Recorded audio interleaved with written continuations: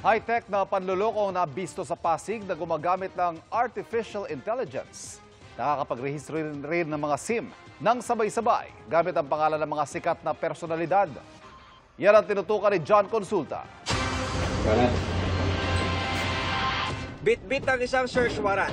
Pinasok ng NBI Cybercrime Division ang umunoy phishing hub na ito sa Pasig City. Sa ilalim. 4 ang inaresto, kabilang ang lalaking ito na nagtangka pa magtago sa ilalim ng kama. Sa kabilang kwarto naman, tumambad sa mga otoridad ang mga computer at iba pang equipment na ginagamit sa text blast para umano makapang-scam.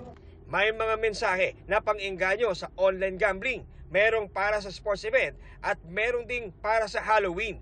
Pero ang pinaka-nakababahalang natuklasan ng NBI ang paggamit ng artificial intelligence ng mga scammer.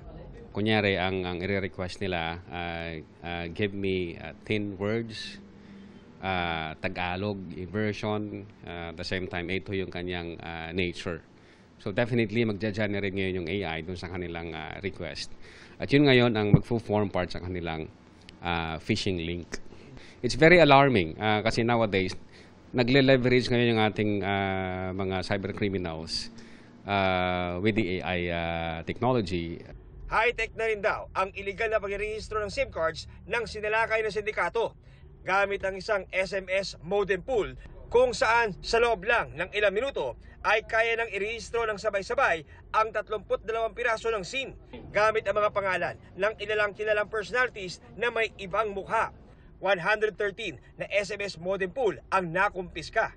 Nakita namin iba't ibang IDs with different names and different pictures. So lahat ito fake. May mga personalities dyan, may mga journalists, may mga actors na mga nandoon.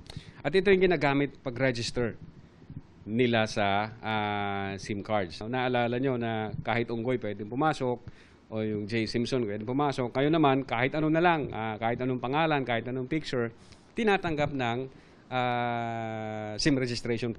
Nabisto rin ng NBI ang bagong estilo ng sindikato para di mapilay ng mga raid ang kanilang operasyon. Sa isang location, maybe SMS department, then other location, far from that location would be finance department. Assuming mahuli natin yung isang location, definitely the whole criminal network would not be affected that much kasi meron pa silang ibang department na nag-ooperate. So ganun sila ka-organized. Matipid ang sagot ng 4 na naresto. Hindi ko po alam kasi bago lang po ako dun eh. Wala po kaming idea, sir. Illegal po yung namin, sir. Tinuruan po kami kung ano po ilalagay namin sa computer.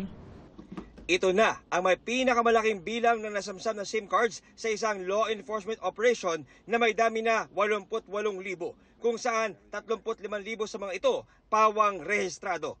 Para sa GMA Integrated News, John Consulta, nakatutok 24 oras. Mga kapuso, samahan nyo kaming tumutok 24 oras. Bisitahin at mag-subscribe sa GMA Integrated News sa YouTube.